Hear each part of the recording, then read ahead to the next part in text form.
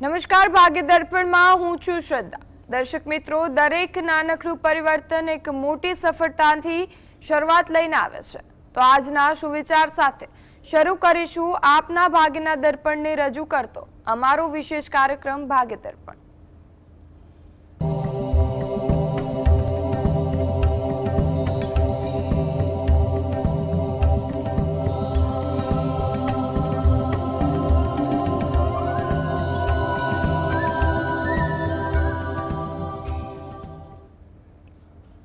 તો ભાગ્ય દર્પણમાં આપના પ્રશ્નોના નિરાકરણ અને રાશિફળ વિશે માહિતી અને માર્ગદર્શન આપવા આપણી સાથે જોડાયા છે જાણીતા જ્યોતિષ આચાર્ય અને વાસ્તુશાસ્ત્રી હસીતભાઈ પાઠક.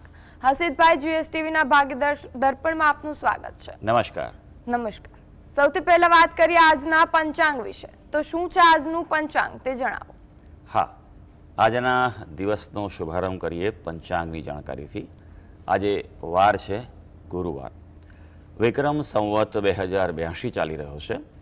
આજની તારીખ આવે છે 23 એપ્રિલ 2026, 23/4/26. આજની તિથિની વાત કરીએ. વૈશાખ મહિનો ચાલે છે, તેનો શુક્લ પક્ષ એટલે કે સુદ પક્ષની સાતમ છે. આજે છે વૈશાખ સુદ સાતમ. નક્ષત્ર પુનર્વસુ છે. રાત્રે 8:56 પુષ્ય નક્ષત્રનો પ્રારંભ થશે. યોગ ધૃતિ અને કરણ ગર આવે છે. આજની રાશિની વાત કરીએ. આજની રાશિ આવે છે મિથુન રાશિ, કે જેના નામાક્ષર હોય છે ક, છ અને ઘ.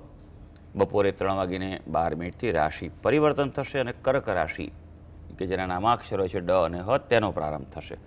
એટલે બપોરે 3:12 સુધીમાં જો કોઈ બાળકોનો જન્મ થાય તો તેનું નામ મિથુન રાશિ પરથી પાડવું હિતાવહ રહેશે, અને ત્યારબાદ થાય તો કર્ક રાશિ પરથી પાડવું હિતાવહ રહેશે. દિન વિશેષની વાત કરીએ તો આજે છે ગંગા સપ્તમી. આજે ગંગા ઉત્પત્તિ થઈ હતી. આજે પૃથ્વી પર ગંગાનું અવતરણ થયું હતું.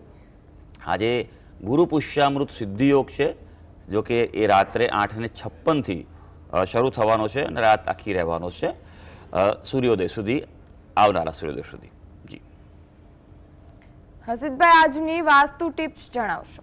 હા, વાસ્તુ ટીપમાં આપણે વિશેષ વાત કરી રહ્યા છીએ અને તે છે કે એક્સટેન્શન, કોઈ પણ દિશા હોય તેનું વિસ્તરણ હોવું જોઈએ. થાય છે તેના શું અસરો છે.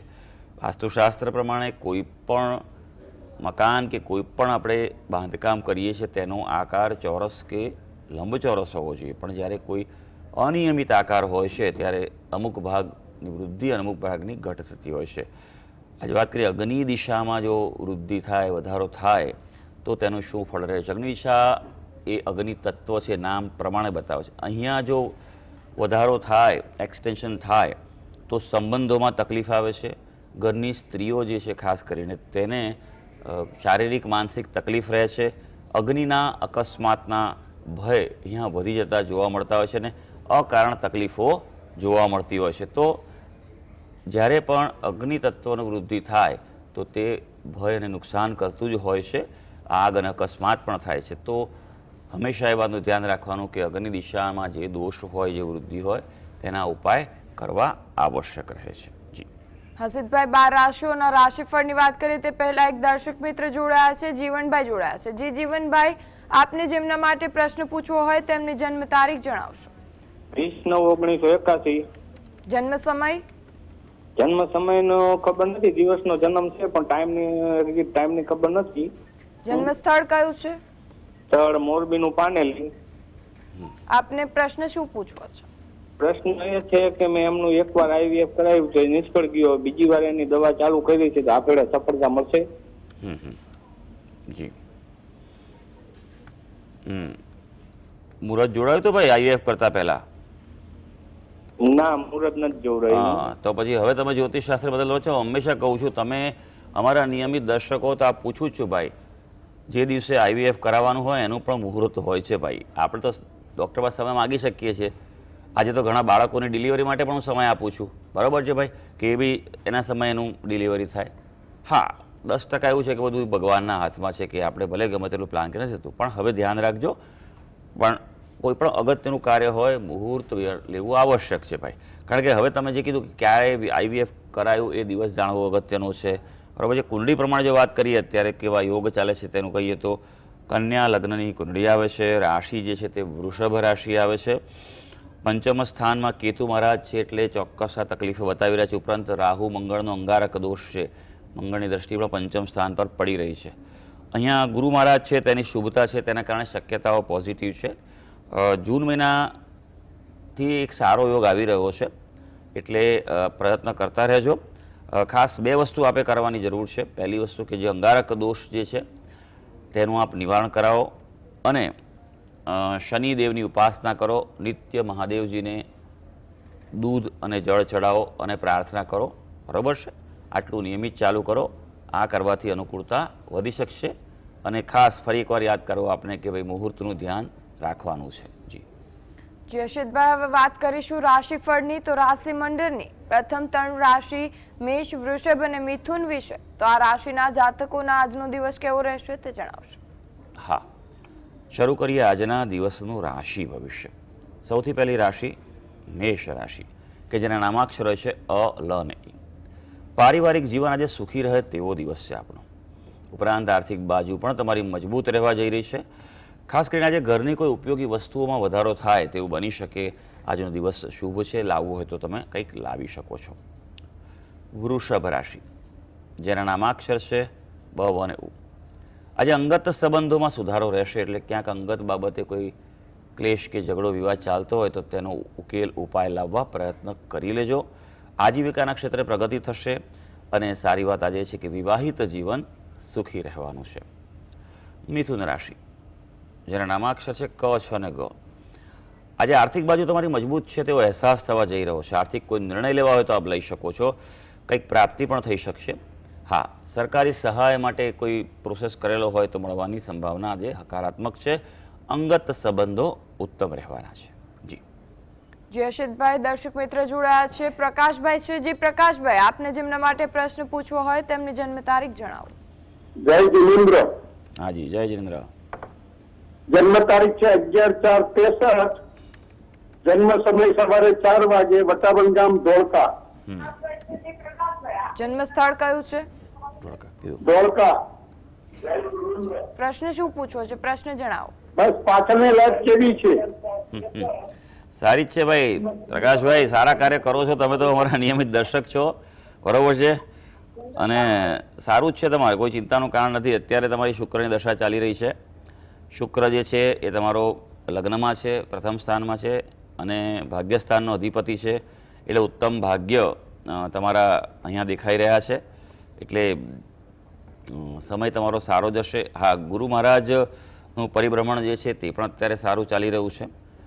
શનિ જે છે તે અત્યારે તમારો ધનસ્થાન, પરિવાર સ્થાનમાં છે, ત્યાં કોઈક સંકળામણ તમે અનુભવી શકો.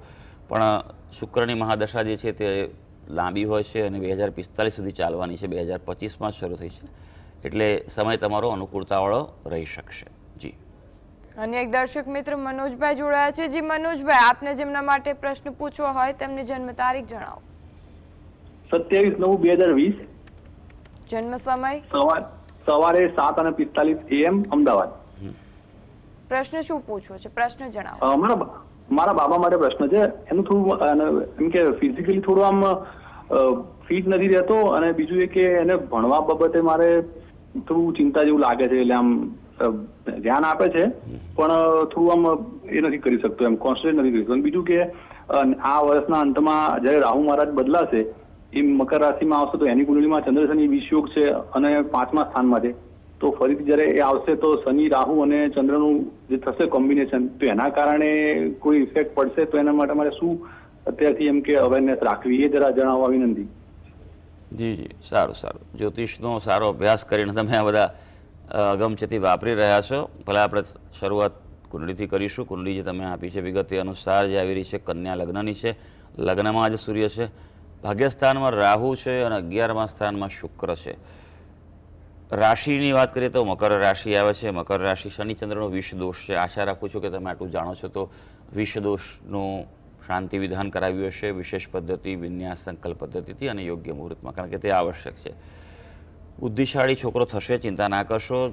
શનિચંદ્રવાળા વ્યક્તિ હોય અને ઉતાર ચઢાવ માનસિક રહેવાના જ છે.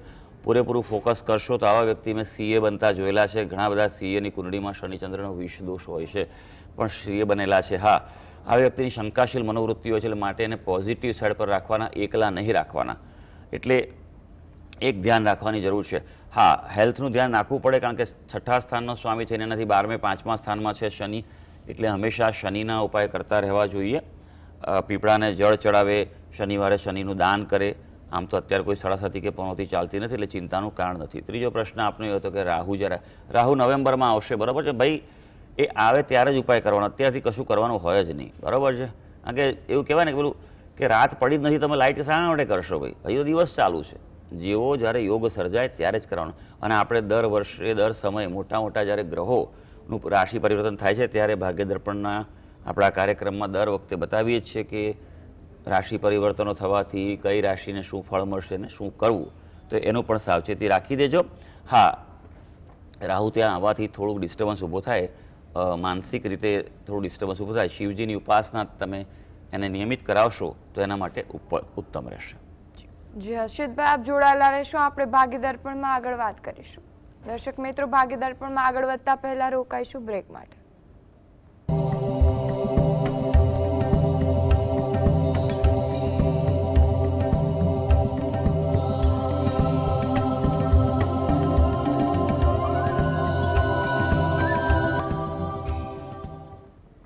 નમસ્કાર, ભાગ્ય દર્પણમાં આગળ વધીશું. આપણી સાથે જાણીતા જ્યોતિષાચાર્ય હર્ષિતભાઈ જોડાયેલા છે. જે હવે વાત કરીએ રાશિ મંડળની અન્ય 3 રાશિ કર્ક, સિંહ અને કન્યા રાશિની, તો આ રાશિના જાતકોનો આજનો દિવસ કેવો રહેશે? કર્ક રાશિની વાત કરીએ, જેના નામાક્ષર છે ડ અને હ. ભાઈ, નાણાકીય બાબતે આજે જોખમ ન લેતા. હા, આજે પારિવારિક જીવન તમારું સુખી રહેવાનું છે, અને સારી વાત આજે એ છે કે તમારી સામાજિક પ્રતિષ્ઠામાં વૃદ્ધિ જોવાશે. સિંહ રાશિ, જેના નામાક્ષર છે મ અને ટ. ભાઈ, પેટના રોગ થઈ શકે, ખાવા પીવામાં ધ્યાન રાખજો. સિંહ રાશિના વ્યક્તિઓ માટે ખાસ વાત કરું છું કે પેટની તકલીફ છે, ખાણીપીણીમાં ધ્યાન રાખજો. સિંહ રાશિના વ્યક્તિઓ માટે પારિવારિક જીવન ખૂબ જ અગત્યનું છે, સુખદ રહેવાનું છે. સિંહ રાશિના વ્યક્તિઓ માટે વાત કરીએ તો તણાવની શક્યતા દેખાઈ રહી છે. જે વ્યક્તિ સિંહ રાશિના છે તે લોકો આજે થોડીક શાંતિ, સંયમથી દિવસ પસાર કરવાનો છે, તો તણાવની શક્યતા રહેવાની છે. હવે વાત કરીશું કન્યા રાશિની. કન્યા રાશિના જાતકો, જેના નામાક્ષર છે પઠ અને અણ. કન્યા રાશિના વ્યક્તિઓ માટે આજે સામાજિક પ્રતિષ્ઠા વધે તેવો દિવસ છે. કોઈપણ પ્રકારે જાહેર જીવનમાં હો, ઉચ્ચ હોદ્દા પર હો, તો તમારા માટે દિવસ સારો રહેવાનો છે. આર્થિક બાજુ તમારી મજબૂત રહેવાની છે. કન્યા રાશિની વાત કરીએ છીએ તો તમે આજે આર્થિક બાબતે કોઈ નિર્ણય લઈ શકો છો. કોઈ પ્રકારે તમારા જીવનમાં અગત્યના ડિસિશન્સ, ઇન્વેસ્ટમેન્ટના લઈ શકો છો. કન્યા રાશિ માટે વાત કરીએ તો ઘરની ઉપયોગી વસ્તુઓમાં વધારો થાય, એટલે આજે કોઈ જરૂરી વસ્તુ હોય કામકાજની, તો આજે ખરીદી તમે કરી શકો છો. જી દર્શક મિત્ર જગદીશભાઈ જોડાયા છે. જી જગદીશભાઈ, આપને જેમના માટે પ્રશ્ન પૂછવો હોય તેમની જન્મ તારીખ જણાવો. મારા માટે 30/10/57 સવારે 4 વાગે. હવે પછીનું જીવન કેવું રહેશે? જન્મ સ્થળ કયું છે? રાજકોટ. પ્રશ્ન શું પૂછવો છે? તારીખ ફરીથી હવે જણાવશો? પછીનું જીવન કેવું રહેશે? અત્યાર સુધી સારું ગયું છે, હર્ષિતભાઈ યાદ છે. તારીખ ને સમય ફરી જણાવશો ભાઈ? તારીખ અને સમય ફરીથી જણાવો. 30/10/1957 સવારે 4 વાગે, વહેલી સવાર, જલારામ જયંતિ. હા જી, બહુ સરસ. ચાલો, તો પછી સારું જ રહેવાનું છે. જોઈ લઈએ ભાઈ કે કુંડળી શું કહે છે. અત્યારે જો તમારી કુંડળી પ્રમાણે જોઈએ તો કન્યા લગ્ન આવે છે, લગ્નમાં ગુરુ છે, શનિની દશા ચાલે છે. શનિ આપણા 3જા સ્થાનમાં છે, એટલે એ સારો ગણાય. તમારા માટે એક વસ્તુ છે કે તમે એક્ટિવ રહેવું જરૂરી છે જીવનમાં, બરાબર છે? આ શનિ હંમેશા સૂચવતો હોય છે, કારણ કે શનિ એ કર્મ પ્રધાન ગ્રહ છે. અને જ્યારે કોઈ પણ કુંડળી હોય એમાં મહાદશાનું સૌથી વધારે મહત્ત્વ ચાલતું હોય, કે જે દશા ચાલે છે તેનો પ્રભાવ છે. ત્યારબાદ તેની જે અંતરદશા ચાલતી હોય તેનો પણ પ્રભાવ જોવા મળે છે. બંનેનું કોમ્બિનેશન જોઈને વિચાર કરવો જોઈએ કે તમને શું ફળ મળવા જઈ રહ્યું છે. એટલે અને એ તમારી, જો કે શનિ મહારાજની દશા જે છે તે 2029માં પૂરી થવાની છે. ત્યારબાદ બુધની દશા આવશે. બુધ આપની કુંડળીમાં 2ય સ્થાનમાં છે. એ થોડું માનસિક ટેન્શન આપી શકશે, કારણ કે એ અસ્તનો છે. જ્યારે બુધની દશા ચાલુ થાય તે સમયે આપ માર્ગદર્શન લઈ અને એના ઉપાય કરી લેજો. બાકી વિશેષ કોઈ ચિંતાનું કારણ નથી દેખાતું. જી હર્ષિતભાઈ, હવે વાત કરીએ તુલા, વૃશ્ચિક અને ધન રાશિની, તો આ રાશિના જાતકોનો આજનો દિવસ કેવો રહેશે? તુલા રાશિની વાત કરીએ, જેના નામાક્ષર હોય છે ર અને ત. આપના વ્યવસાયિક પ્રયત્નોમાં સમૃદ્ધિ રહેવા જઈ રહી છે, એટલે કામકાજના ક્ષેત્રે ધ્યાન રાખજો. અંગત સંબંધો નજીક રહેવાના છે. હા, સારી વાત એ છે કે આજે ધાર્મિકતામાં વધારો થશે, થોડું દેવદર્શન, પૂજા, ઉપાસના વધારે કરી લેજો. વૃશ્ચિક રાશિ, જેના નામાક્ષર છે ન અને ય. માંગલિક કાર્યોનું આયોજન થાય, કોઈ શુભ કાર્યોમાં ભાગ લેવાની તક મળે તેવું બની શકે. આજે શાસન તમને સત્તામાં સહયોગ કરશે, એટલે સરકાર તરફથી અનુકૂળતા આજે રહેવાની છે. પણ કોઈને કોઈ રીતે એવો પ્રસંગ બને, ઘટના બને કે જેના કારણે તમને માનસિક અશાંતિના યોગો ઉદ્ભવી શકે. હવે ધનુ રાશિ, જેના નામાક્ષર છે વ, ધ, ફ અને ડ. ભાઈ આજે બુદ્ધિ કુશળતાથી કામ પાર પડશે, એટલે પોતાની બુદ્ધિનો ઉપયોગ કરવાનો છે. એટલે દિલથી નહીં, આજે દિમાગથી કામ કરજો. પારિવારિક જીવન આજે સુખી રહેવાનું છે. અને સારી વાત આજે છે કે આર્થિક બાજુ મજબૂત રહેવાની છે. જી જયસિદ્ધભાઈ, હવે વાત કરીએ રાશિ મંડળની અંતિમ 3 રાશિ મકર, કુંભ અને મીન રાશિની. તો આ રાશિના જાતકોનો આજનો દિવસ કેવો રહેશે તે જણાવશો. મકર રાશિ, જેના નામાક્ષરો છે ખ અને જ. કૌટુંબિક પ્રતિષ્ઠા વધે એવો આજનો દિવસ છે.